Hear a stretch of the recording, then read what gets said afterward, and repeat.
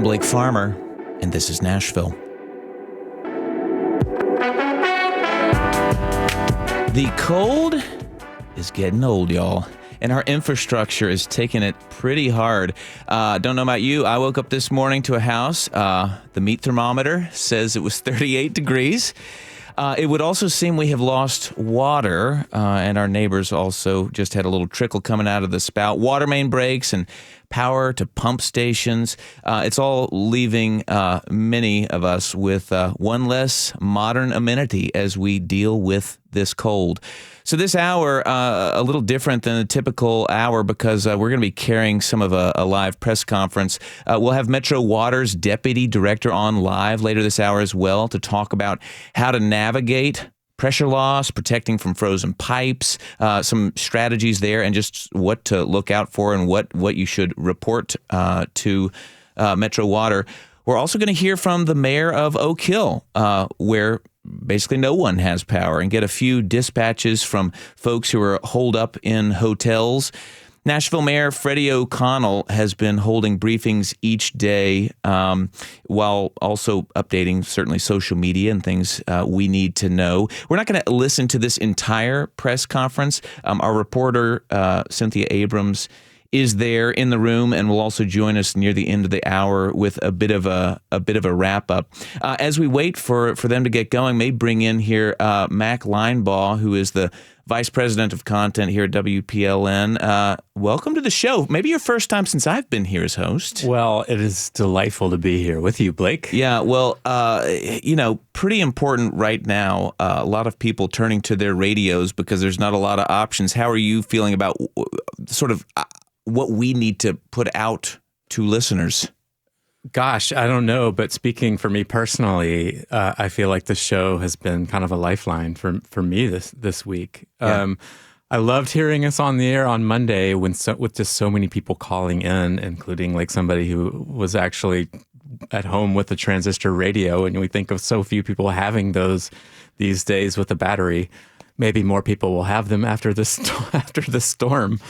And you could just hear in the voices of the people calling in how important it was to them to have some kind of connection point. So I've just been really happy that This Is Nashville is here during this week. What's your power situation at home? We have been extremely lucky, and I don't know why. We've lost power at times when there isn't even a storm out, so I thought for sure we were going to have a power loss this week, and we have not. We have had some folks from other neighborhoods showing up and taking advantage of our shower, and we've got trees down, tree limbs down, but nothing too bad where we are.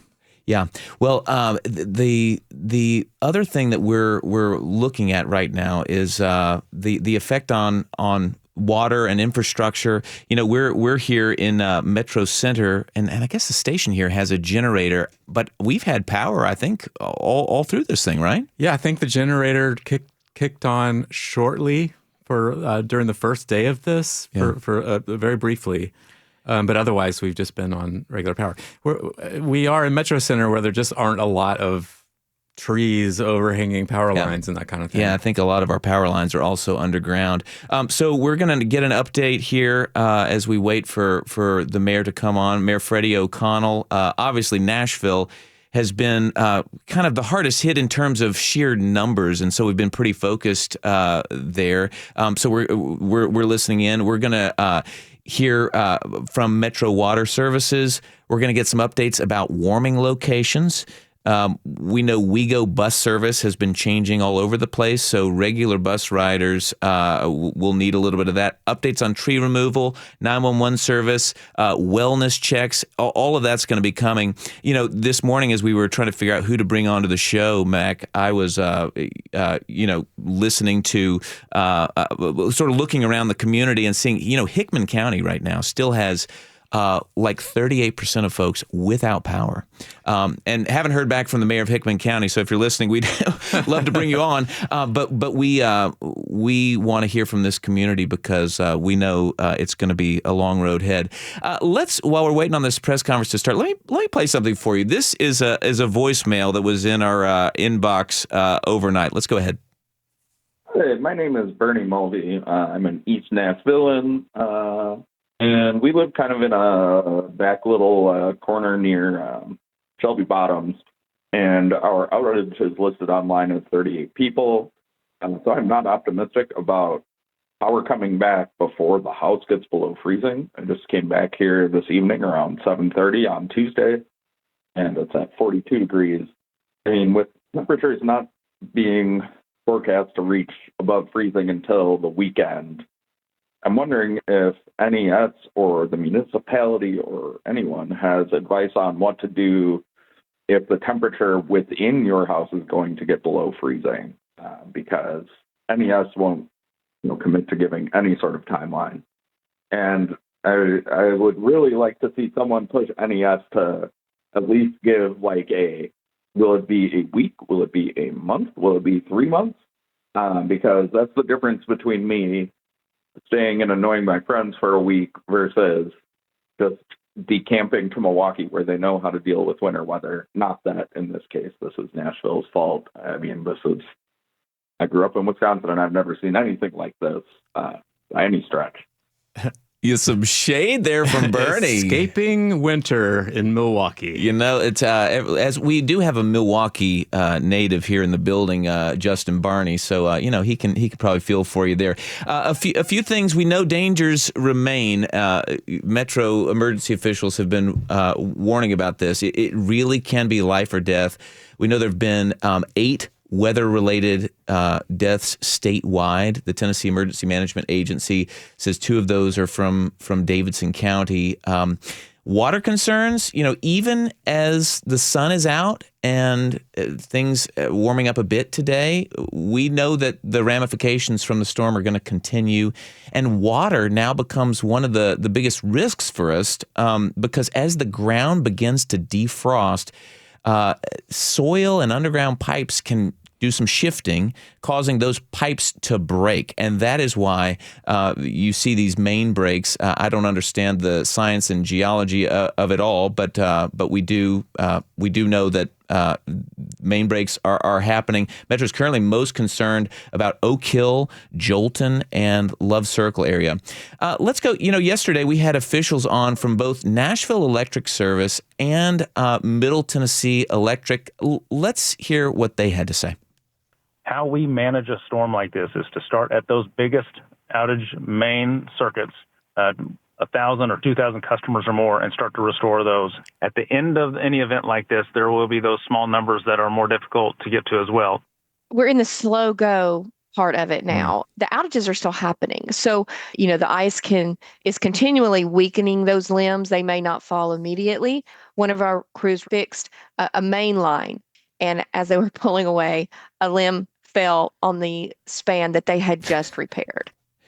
And the last voice there's the spokesperson for Middle Tennessee Electric, which covers parts of Rutherford and Williamson counties. They're actually now down to 284 outages, so in much better shape than Nashville Electric Service, which is still close to 100,000. Again, we're waiting on this press conference, which is happening live, and our reporter Cynthia Abrams is there on standby, and will talk to us at the end of the hour with a bit of a wrap up. But we're going to catch a little of the top of this if it gets going here anytime soon.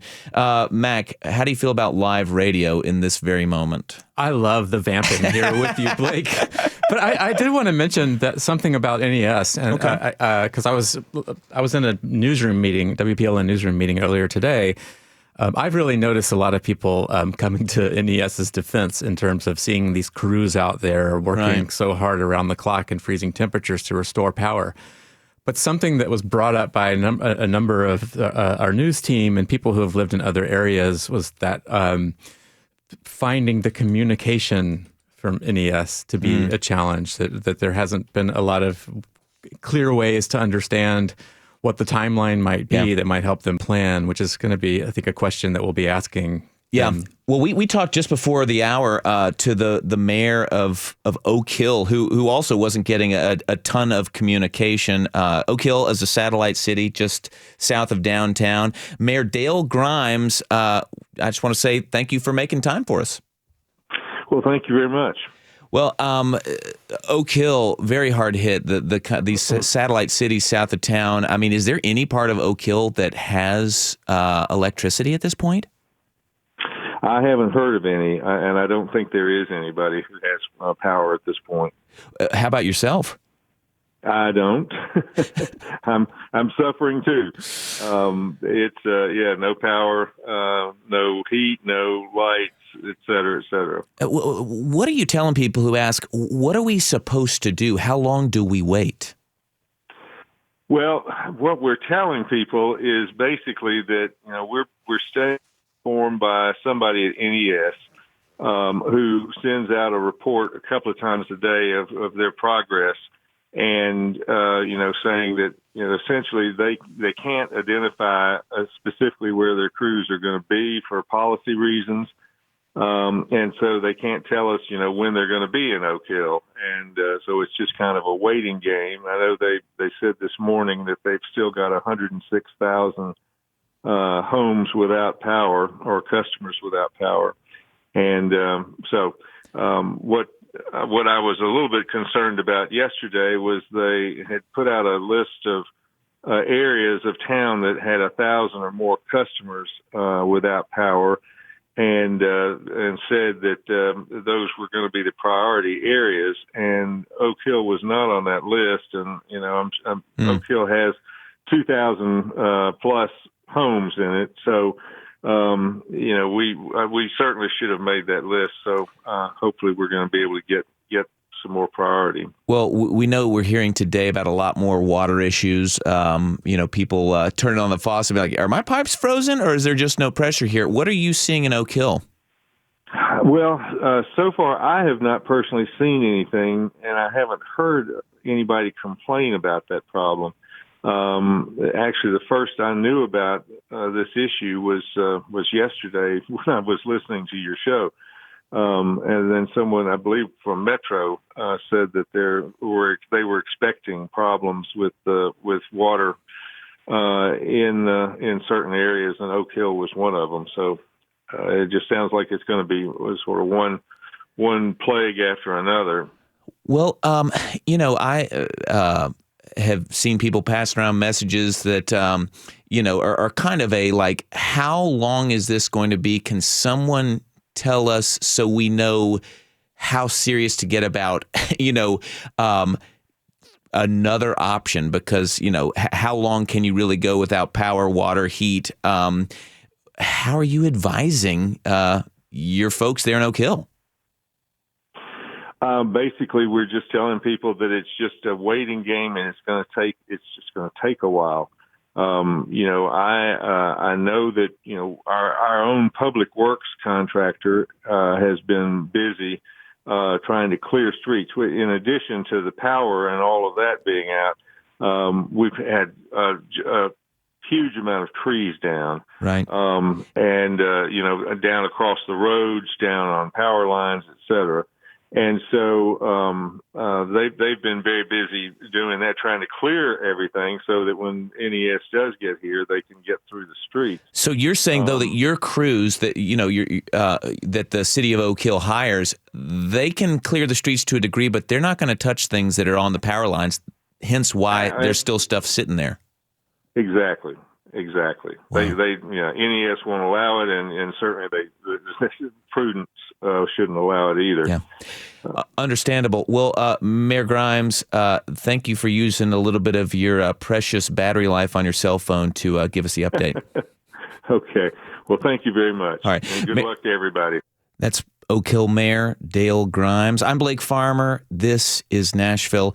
And it's special live coverage, and we're going to go now to a press conference that's just now underway. Mayor Freddie O'Connell is making introductions for kind of this daily press briefing that's been happening kind of around the midday, often during our show. We're going to go to it now, and our reporter Cynthia Abrams is there. We're going to get a recap from her at the end of the hour as well, but we'll go to this press conference live in progress.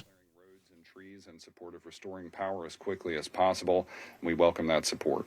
We've reached the stage of recovery where progress asking for patience becomes hard, and I see that firsthand. We know, again, how many people in our community, including members of our own family, my own family, still do not have power or have not had power for days. And when it comes back on, as it did for my parents the other day, it is a huge relief. But I know every moment that it is not on, including overnight, it is anywhere from frustrating to scary for too many of us. This is a once-in-a-generation storm. It is the most ice we've gotten on trees, power lines, and roadways since the storm in 1994, and it produced the largest outage event in NES's history, which has led to the largest restoration project in their history. In response to that, a few facts of where we've been. We've restored power for more than 100,000 customers. We've replaced 300 damaged poles, in the process of replacing 300 damaged poles. And again, 900 plus line workers and 215 vegetation teams working across hundreds of outage sites. It's a 430% expansion of the NES workforce thanks to mutual aid from 7 states. More crews are engaged right now than at any point in NES history. And for a little more context, I want to invite NES Vice President and Chief Customer and Innovation Officer Brent Baker to share another update with Nashvillians. Brent, thank you. Thank you very much, Mayor. We are aware and definitely empathetic with the community on what is going on and how hard this is to get through these cold nights. We are working across the community and making sure we're getting the restoration focused in the areas, as we mentioned, where we can get the largest volume of customers at a time. Right now, we have many places with over 1,000 customers out. And so as we work on those, that is the effort we are making to restore. Also, the conversation on some of our union relationships, we have been continuing to work as we make the effort here to continue to get the message out that we are bringing in as many crews as we possibly can. The checkbox to get crews here is to make sure they have the logistics to be able to respond at scale, to make sure that they are able to get here and work safely and incorporate into our system. Union or non-union is no checkbox for us. We are moving forward with as many crews as we can get and to continue to restore service. The places we have restored and that are still to be restored are in the map behind me. We will work with Mayor and his office to be able to get the map to a place where people can see this and that we can see the progress. You'll be able to see this and look for where we are going as we progress. The different days, we'll make sure we update that. Also, we know that yesterday there were some text messages that went out when we were restoring service to some areas that might have went to people who did not have service. As we are making that, as we've seen that happen, we have stopped that from happening as we continue forward. And last night, customers still without power received a text to let them know that we are aware of that. As the days progress, we're going to try to incorporate more details about our restoration efforts to make sure people can find that information. It is important that customers get details about where we're heading and what is going on, and we are working to get that detail as quickly as possible. Additionally, some of our partners with TEMA, with TVA, and others are helping us get resources like the National Guard to help get with our crews to make sure there is no obstacle in our way to move quickly. And then lastly, I want to continue to thank SEIU, IBEW, and all of our crews who have helped us get the work done and to get where we are. There is nobody here working harder than those people on the ground. The men and women are dedicated to getting your power on, and we will continue to scale our resources so that we can accelerate restoration. And so thank you all for your help on this and your patience as we continue to move forward.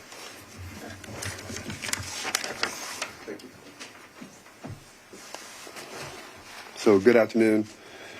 First, let me make mention with many emails and concern of all of our residents, visitors, and citizens of Davidson County. The first thing I want to make mention of is people are saying they're on edge, not knowing what decision to make. Should we wait or should I go to my plan B? The safest thing that you can do, if you've got alternative means to stay somewhere with a family or a friend, go ahead and pull that. Use that plan. Let's look at this as the long plan. Don't wait to determine, I'm waiting for power to come back on, or should I go ahead and go to my neighbors or go to a family member? Let's be safe, and let's use the plan B if you have that.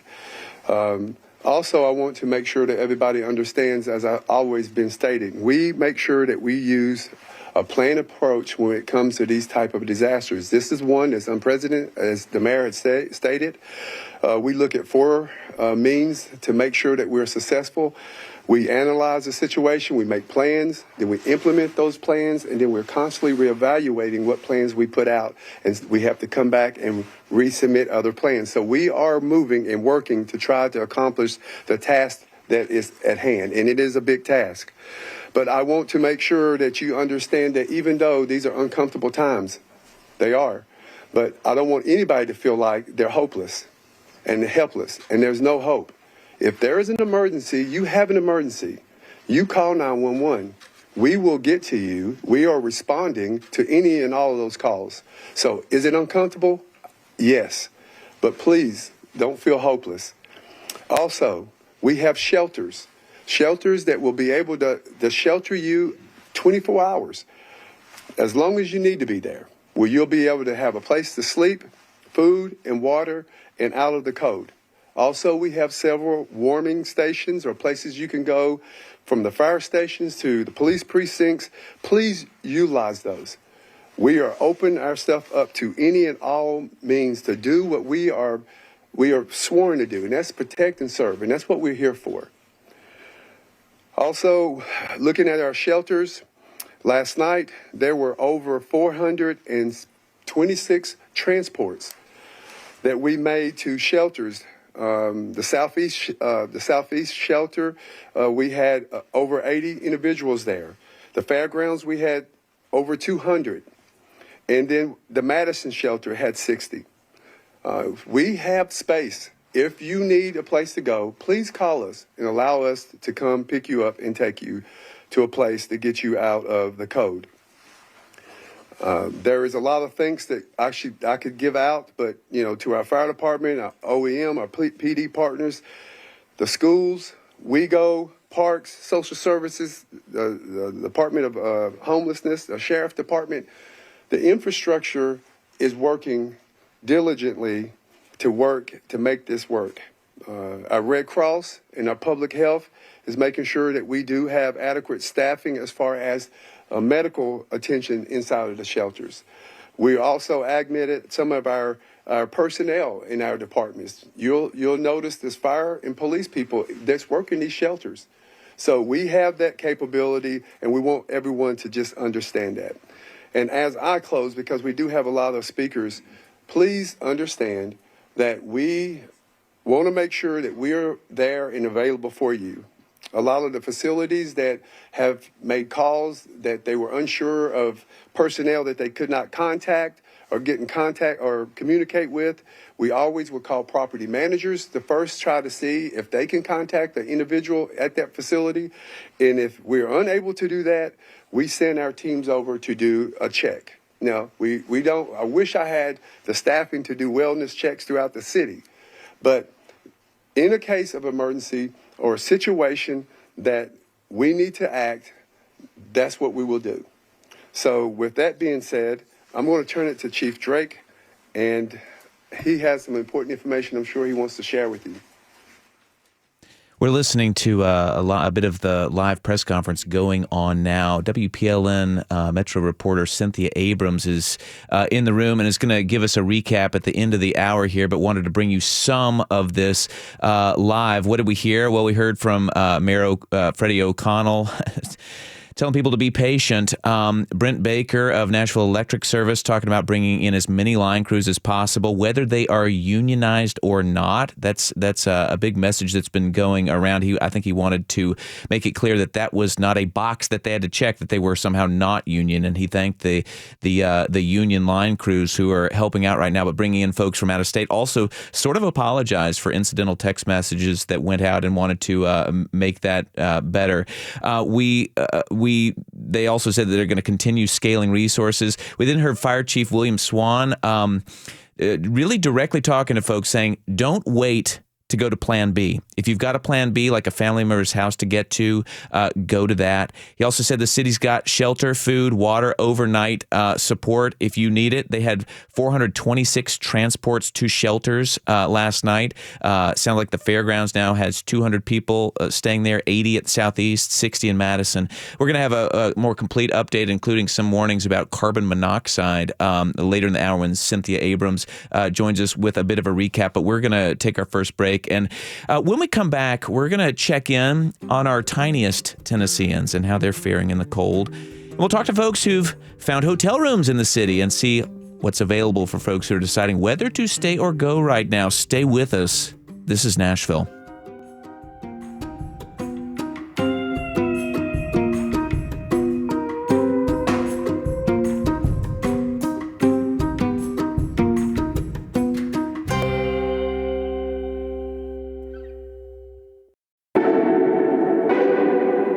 I'm Blake Farmer, and this is Nashville. For many Tennesseans, power outages have now lasted half a week. That's how long it's been.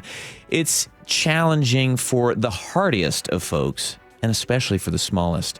Some Nashvillians gave birth right before the ice storm hit and made it home only to lose electricity. WPLN's Tasha A.F. Limley, our managing editor here at This is Nashville, talked with two families with newborns to hear how they're surviving the cold. It's 43 in here, middle of the day, but last night it dipped, in the mid 30s. Zach Small is a first-time dad, but he already knows he's not having a typical experience. My dog crates down here, because I can't have them up with the baby, I've covered them with blankets, and they're hardy hound dogs, so they're doing okay. I think they're a little confused by the baby. Oh, yeah. You have a new baby. I do. He's 4 years old, Mr. Otto. Or 4 days old. 4 days. Yeah, 4 days old. Yeah. I was like, you can't. It's so new. It can't even register yet. It's crazy to bring home a baby in general, and then to add this on top of it is just a whole nother level. So Otto arrived on Thursday, January 22nd. That's less than 48 hours before the storm he'll likely have to hear about for the rest of his life. He did arrive a week after his due date. So Joanna had her labor induced, hoping to beat the storm. Then with a 3-day-old baby and freezing temperatures, they lost power in their East Nashville home. Neighbors pitched in with a generator and space heater. The generator is outside, a few yards away from the back door. And from there, Zach has an extension cord running all the way through the bottom level of their house and upstairs to the nursery. So yeah, we just tried to focus all the heat in one room, in his room. So it's got to be in the mid 60s. So it's holding good. Just down the road, Nikki Parra and her family found themselves in a chillingly similar situation. Baby Bryn, she made it home from the hospital on Thursday, got snowed in on Saturday, and she lost power on Sunday. This is the first time that I've ever been in a really bad snowstorm like this. So we kind of just hung out, and I just had the baby on my chest. We have 2 other kids, so they were kind of okay just running around. Parra's oldest child is 10, middle is 7, and nonverbal. When the power went out, she says she panicked, and her husband posted their situation on the neighborhood Facebook group. A lot of people, reached out and were able to offer their homes to us. The whole family got to relocate to a nearby Airbnb, but it wasn't easy. It was her second time ever being in the car other than coming home from the hospital, and I was shaking the entire time because there was ice on the road. And it was just very scary. But they made it. The woman who we're staying with is so sweet. But me and her both kind of started crying a little bit just because it's just a very emotional thing, especially with her being so little and just how quickly everything was able to come into play, and also how quickly everything happened from the storm. We're just thankful that she's had power this whole time. Parra says her husband checks on their dogs back at home as much as he can, and she's really worried about them. Overall, though, she's just grateful. And some good news for Zach, Joanna, baby Otto, and their dogs is that their power has been restored in a city where, for now at least, electricity just isn't guaranteed. Oh, ice, ice, baby, yeah, ice. For WPLN News, I'm Tasha A.F. Limley. Vanilla ice, ice, baby. Oh, ice, ice, baby.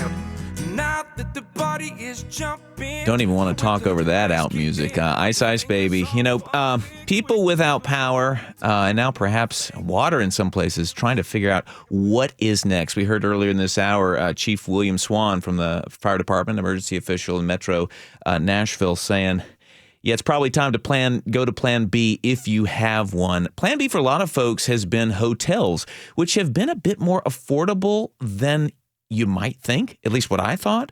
We're going to be joined in a moment by the CEO of the Greater Nashville Hospitality Association. First, though, we go to my neighbor, friend, and carpool partner, Jenny Alfrey. Jenny, how you doing? Hear me? Loud and clear, Jenny. Yeah, how are things? Because I know you all made it to a hotel, I don't know, very early on. How did you decide to pull the trigger? Well, I travel for my job, and so I'm lucky that I'm booking hotels often. So as soon as the pole blew up in the front yard at 4:30 in the morning, I got on the app, grabbed a room for a night. We had a little bit of chaos trying to get additional rooms once we knew that this truly was our Plan B. Oh. There's confusion. People were, we were able to book things online, but those rooms didn't really exist. And I feel very lucky that we did end up relocating down to Cool Springs, able to get a hotel room. And we're not alone with the Nashville people in the Cool Springs area. Well, is the hotel full? Yeah. It's getting a little lonely now, Blake. I will say that, thank goodness, people are starting to get their power back, and you can see, even from today, I'm sitting in the lobby doing my work and just trying to not step on the kids, on the girls' toes, and people is starting to get a little bit less, less people down here. We've had games going on, people eating meals in the lobby. I will say that the hotel staff from the various hotels we stayed at as we've been moving around has been just absolutely incredible. And I wish we could be out there doing more for people, but we're here and we're working, and we're just trying to stay ahead of work and do our best here. Yeah. How long does that go on? I mean, any hope of power in your neck of the woods? Well, we checked on the house today. Our neighborhood looks exactly the same. I mean, there's neighbors out and about, cleaning up their own yards, but, Harding you're still having to drive around massive trees in the road. The power lines are gone, but, we're not really seeing any crews yet in our neighborhood. And I do want to say I'm very grateful. We're in a situation where we are warm and safe. I know that I have neighbors that probably can't be in that situation. I just hope they found family members. I just, we'll get there. This too shall pass. But it's slow, and it looks like it's going to be a few more days. So then, what do we do? Yeah. We've got a reservation through Friday morning, and then we got to kind of make a call on that day. Do we burn through some more points? Do we spend some money? Do we go to family in Kentucky? Which Yeah, feels like the wrong direction. But does seem, but for this moment, it might be the right direction. And as we heard at the top of the show, Chief William Swan was really suggesting that if there's a sort of a Plan B, that it may be time to pull that card because things may last a while. Jenny Alfrey, glad you're warm and safe and even being semi-productive, it sounds. Appreciate you hopping on. Thanks, Blake. You guys stay warm. All right, we'll see you on the carpool soon whenever school gets back going. Let's go now. Nashville, certainly, hotels have been welcoming of residents coming to find warmth. And joining us from one of those hotels, another hotel rather, is Lisa LeClaire, President and CEO of the Greater Nashville Hospitality Association. Welcome to This is Nashville. Good morning, Blake, or I guess good afternoon, Blake. Thank you for having us. Yeah, I loved hearing your carpool mate Jenny talking about the staff at the hotel, because you are correct. I'm staying in a hotel. I've been here since Sunday, and I'm seeing the same faces on the team at the front desk and serving food and coffee, and trying to keep their smiles on their faces too. Are they staying at the hotel as well? Many of them are. I've talked to some of the housekeeping staff, some of the valet drivers. This particular hotel has valet-only parking, and yes, the front desk agents and the food servers and the engineer. I mean, it's just remarkable. Well, so talk to me, so the Greater Nashville Hospitality Association, I assume is an association of local hotels. What are hotels offering to Nashville residents? Because I've heard tell of people getting better deals than I would have expected on rooms in downtown Nashville, where it can be very pricey usually. Blake, that's exactly correct. And our association represents hotels, restaurants, attractions, and then the businesses that work with them. I have had hotels reaching out. We sent an email to our 350 member strong members, suggesting that if they had offerings, that they tag us on our social media so that we could help get the word out. But I had hotel managers calling me, restaurants calling me to let us know they were open. And I know that our Convention and Visitors Corp has a website or a page on their website sharing updates on those attractions and restaurants that are open or closed. So in terms of the hotels, though, is it a concerted effort to offer discounted rates for locals, or is that just something you might get lucky if you're on Priceline or something like that? Well, my experience is that if you can book directly with the hotel, you usually get the best rate. And the hotels were offering, the hotel I'm staying at was offering a $65 a night rate.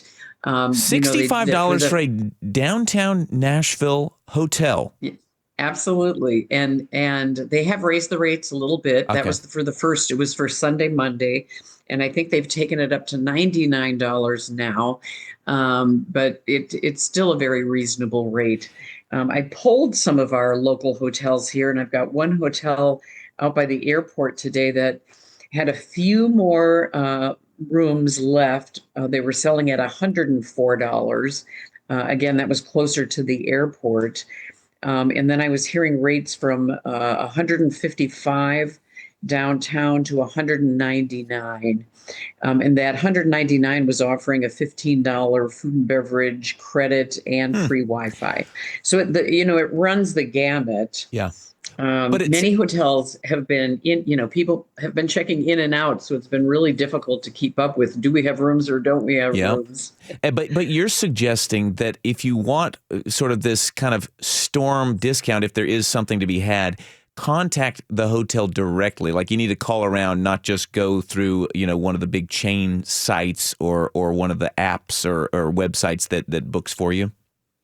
I recommend the chain sites for sure, because whatever they're selling, whatever you can ask for, calling them directly will have the same rate, I suspect, on their chain website. And calling the hotel is a little bit of a challenge, only because I promise you they're not at full staff. Yeah. Well, last thing, what about pets? I mean, so many people, one of the reasons they feel like they can't leave is like they've got a dog. It's like, I'm not going to pay an extra $100 a day so I can bring a pet. Are you seeing any people waiving some of those rules? Absolutely. In fact, that hotel by the airport shared with me that they are not charging for parking and they are not charging for pets. Another hotel shared that they are offering a $50 a day pet fee, which is a discount from their normal, and 50% off of parking. So I think asking the questions for what you need is really, really important. Yeah. I've never seen so many dogs in a hotel. I was trying to figure out if there were more dogs than people or people and more people than dogs here. But they were very close ratio for sure in the hotel I'm staying at. Well, is this a hotel that normally would even allow dogs? I think they are normally pet friendly, and I suspect that they normally also have a fee, but they did not charge us a fee. We brought a dog with us. My dog's too smart. He knows how to open the door. I left the room for a bit, and when I came back, he was in the hallway. And so he is staying with friends for the rest of our visit. Well, so you while you brought the pup initially, decided to find him another place. Absolutely, absolutely. Is this a long-term solution for you if this drags on? I mean, is Power at Home coming back? Well, Power is not back at home yet. I went and checked on the house yesterday, and much like Jenny described, the neighborhood did not look like it had changed much. There was a bit of yellow tape there, so around a tree that was into the street. So I know somebody has been there and they've been checking it. I live in the east side in Inglewood, and truly three other neighbors and myself moved into this hotel on Sunday together. Just recognizing it was too cold and that I had some connections, we took advantage of that.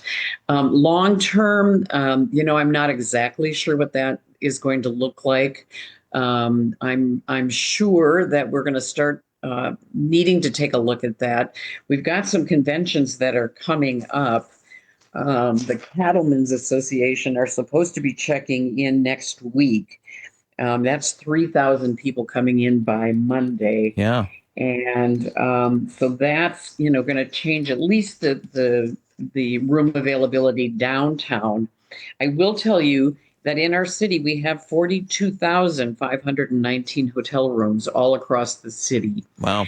And so it may be not the prime location that you're going to get, but there should be some availability. Well, Lisa LeClaire of the Greater Nashville Hospitality Association, thanks so much for talking to us on This is Nashville. Thank you, Blake, and thanks for everybody's work they're doing. This is a hard time for everybody, so be kind to one another and patient. Yeah. That will go a long way. We got a comment from a listener just now. We left our frozen house for the downtown Motto Hilton. They said to ask for the weather sucks rate and said that we didn't have to reserve over the phone, but they had plenty of rooms. We got there an hour later and we're told we're all out of those rooms. So we ended up going with the regular rate. Ned, thanks for the comment. So yeah, you're just sort of, you see what you can get. That's where we are right now. We need to take one last break. When we come back, Metro Water Deputy Director Brent Freeman joins us along with Sonia Allman. We're going to update the water situation. Mains are breaking, pumps powering down, people losing water, to say nothing of freezing pipes. We'll also make just a little bit of time to get a recap from WPLN's Cynthia Abrams, who's been at the Metro press conference this hour. Stay with us. This is Nashville.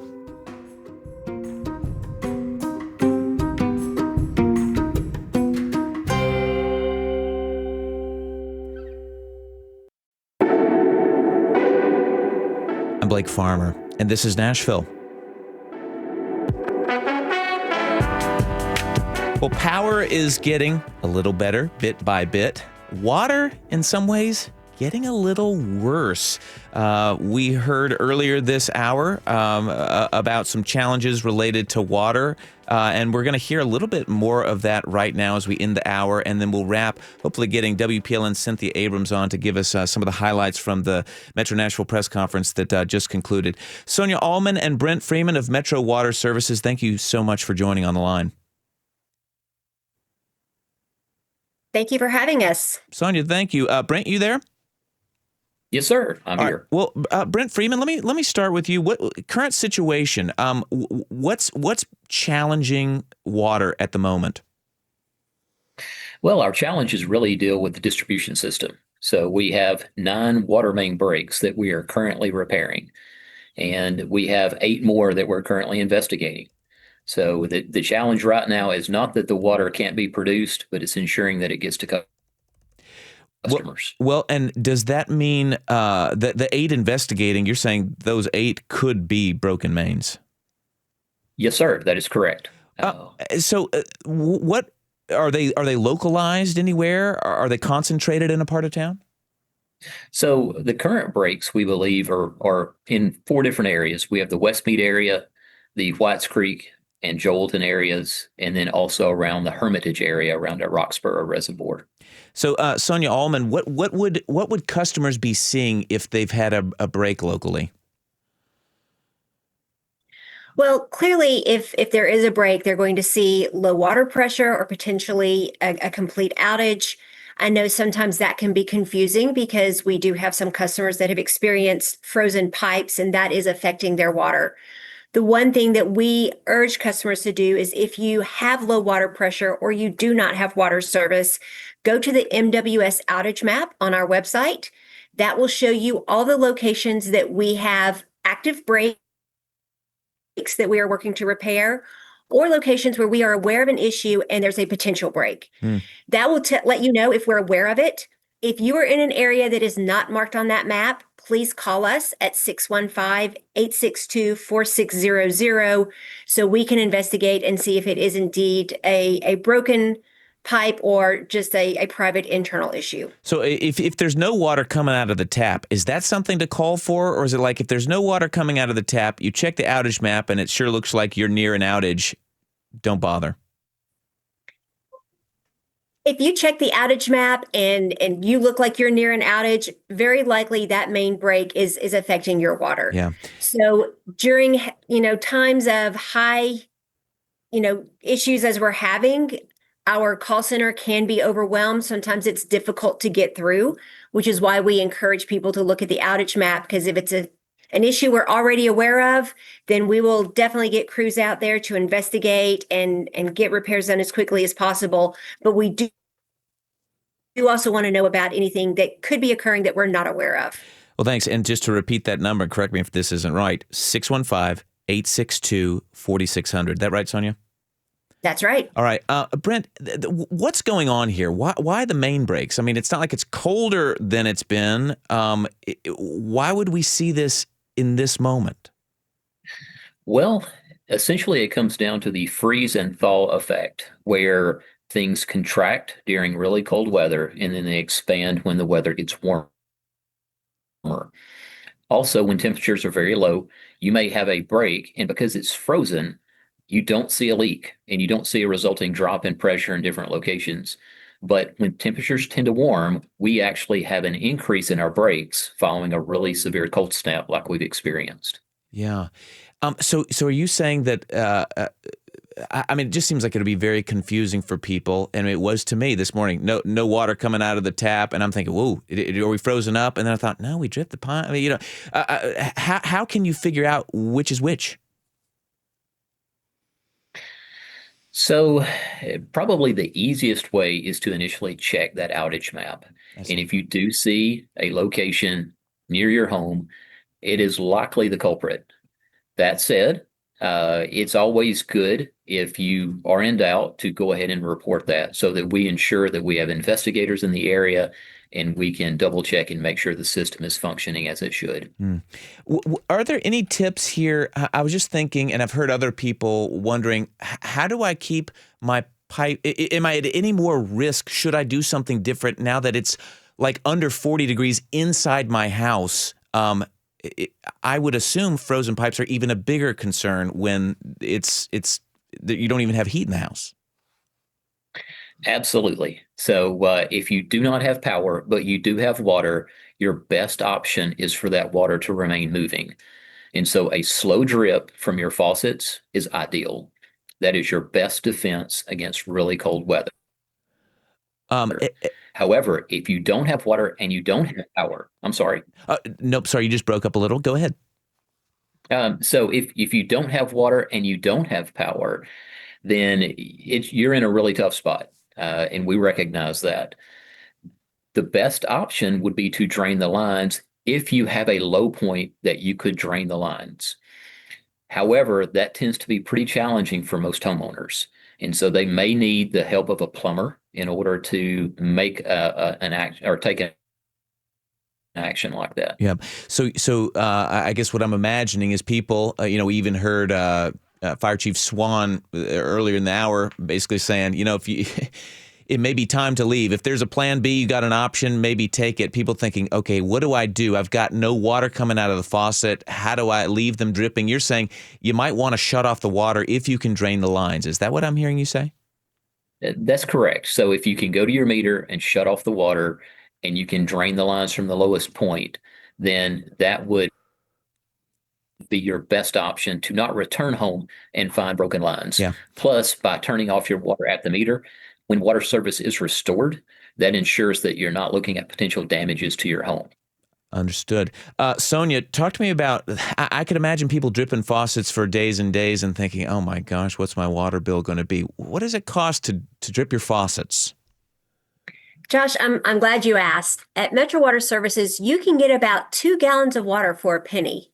So we've looked, if you drip your faucet at a steady drip for 24 hours, you're using about 30 gallons of water.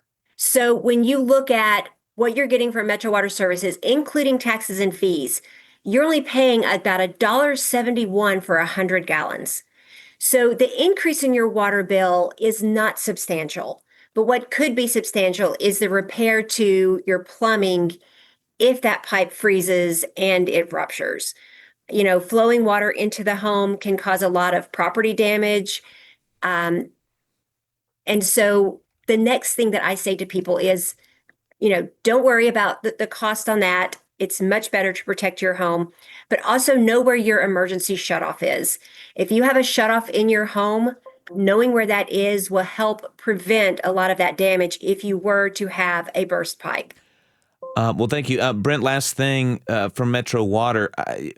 How long are some of these pressure issues going to last? Because the weather doesn't seem like it's going to change a whole lot. Are you expecting things to get worse before they get better? There is that potential. As the weather warms up and we start to see some days where temperatures are above freezing, it is likely that we will continue to see more main breaks. Water Services has a good staff. They are dedicated. And I have to reemphasize that for other divisions of Metro Water that might normally not be pulled into work like this and contract partners, we are throwing all of the available resources at these problems. As an example, in order to find leaking water lines, we have partnered with the aviation team there at Metro Police Department, and they are flying their helicopter with infrared thermography, with thermographic imaging. So it helps us see the temperature differences. Yeah. Is there any issue about water quality if this it goes on? No, sir. Right now, the system is pressurized. There may be local fluctuations in pressure due to a localized water main break, but the plants are producing about 139 million gallons as we speak. All right. And Josh, I would like to add, we have no quality issues. So the water that customers are getting is of the same high quality that they're always used to. We have no concerns with water quality at this time. Even if you lose water and your water comes back, you are still receiving high, great quality water. Sonia Allman and Brent Freeman with Metro Water Services. I know it's been a long week and probably another long week ahead. Thanks for joining us. Thank you. Thank you. All right. I'm Blake Farmer. This is Nashville. Just a couple minutes here with Cynthia Abrams, who's been at the Metro press conference with the latest. Cindy, you there? Hey, yeah, I am. Give us the lowdown. We heard Chief William Swan saying, hey, if you got a plan B somewhere else to go, it's time to get there. What else did you hear? Yeah, so I'm just at City Hall, just stepped out of the briefing, still going on. Oh, wow. We're hearing that 911 is pretty backed up on their response times. They are advising if you have an emergency and are calling in, they might not get to your call right away, but they're advising you not to hang up. They're saying stay on the line. It is important for you to be able to remain in the queue that way. We're also hearing that there is a third potential death in the Nashville area. Chief John Drake of Metro Nashville Police said that looks like it was a man who succumbed to carbon monoxide poisoning in his home. Yeah. And so they are continuing to do welfare checks. They've pulled 180 officers off of investigations to do welfare checks. They're advising people to make sure their homes are well ventilated if they're using a kerosene heater or a generator. Yeah. Were there any other practical suggestions about keeping carbon monoxide flowing? Because I'm sure a lot of people have been sitting with heaters of all kinds and thinking, am I getting something that I don't know about with carbon monoxide? Yeah, their recommendations were largely about making sure your home is well ventilated, and if you are without power, taking up an offer to go to a warming station or a friend or a neighbor's home, just making sure that your generator is a certain amount away from your home, and again, ventilation. Well, there's going to be much more. Cynthia Abrams, thank you so much, and sorry for pulling you out of the briefing, but thanks for the latest, and we'll get more from Cynthia Abrams on the air later today and tomorrow. Listen, you know where to tune in. It's right here. We're right there alongside with you as we deal with this thawing out that's presenting new challenges by the day. This is Nashville is a production of Nashville Public Radio, and this episode, who is it produced by? The whole team. Who's that team? That team is Liv Lombardi on the board, Tasha A.F. Limley, managing editor, producer Josh Deepen, producer Mary Mancini, all hands on deck this week as we respond to a crisis that's quite a bit different than anything this city has seen. The masterminds behind that theme music, don't want to let them go. It's L'Orange and Namir Blade. The conversation does not end here. You can comment and tell us what you want to hear on the show. And we've been taking a lot of messages. You got a message about how you're dealing with the ice and cold and lack of fill in the blank? We'd really love to hear about it. Use it on the show tomorrow. The number is 615-751-2500. You can also find us on Instagram at thisisnashville_WPLN. This is Nashville. I'm Blake Farmer. Stay warm and go in peace.